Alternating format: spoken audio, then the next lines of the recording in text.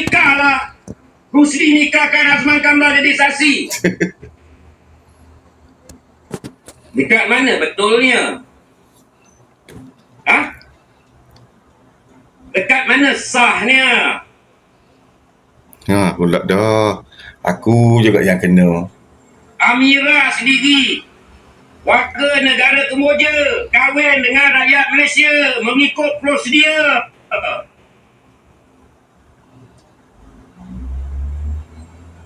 Dah? Nasir ada tak ikut prosedur? Oh, Dan telah disahkan oleh mahkamah bahawasanya dia memang bernikah, mempunyai anak. Sebab tu aku suruh Nasir buktikanlah bahawasanya dia bernikah. Kenapa Nasir tak buktikan? Dia buktikan dengan cara membawa Yati. Satu lagi, Imran Nisa.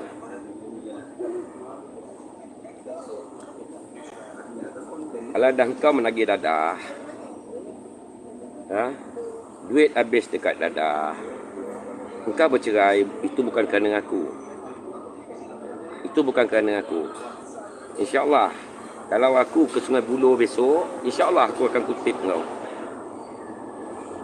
InsyaAllah aku akan kutip kau dan aku akan bawa ke balai. Tadi aku tak buat apa pun. Aku nak kutip kau pergi balai, kencing je. Aku suruh kau kencing dalam botol je. InsyaAllah. Kau tunggu aku dekat Sungai Buloh. Okey. Pagi aku ada dekat Sungai Buloh juga.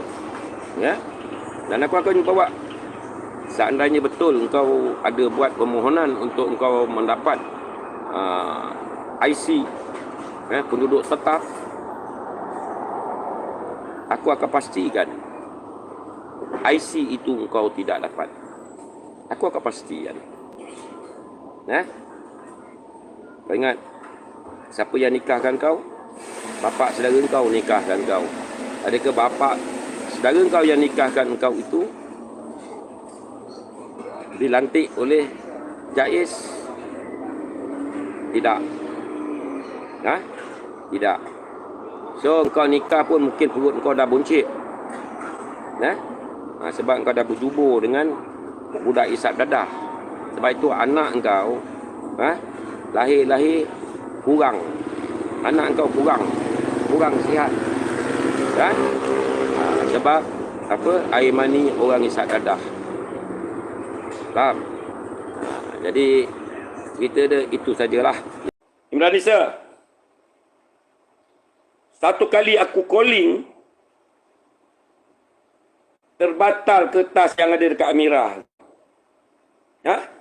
Satu kali aku calling saja.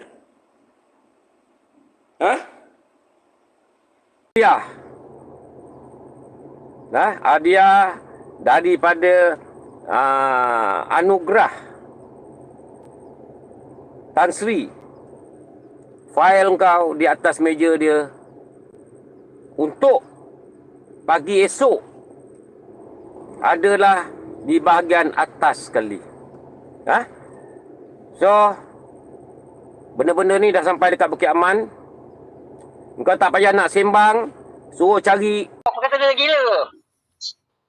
Dia sekarang ni dah jilat tahi palat ipap uki fikia. Jadi bodoh tu. anak kau okey ya? Tu.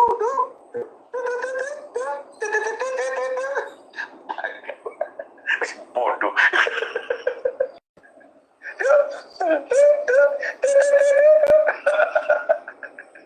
Dah gila dah. Dia dah gila. Aku jadi tolong yang bodoh pula. Memang kau bodoh. Siapa cakap kau pandai? Engkau tak pernah pandai. Apa kata dia gila? Dia sekarang ni dah jilat tahi palat ipap uki fikia. Jadi bodoh tu. No, Zulkifli jatuh sekali. Aku bagi tahu kau satu je lah. Semua orang-orang kat Bekuk dah cop kain ni merah. Kau faham tak? Memang. Semua kawan-kawan kat Bekuk dah cop dia temberang. Buat temberang. Aku tak masih dah banyak lah.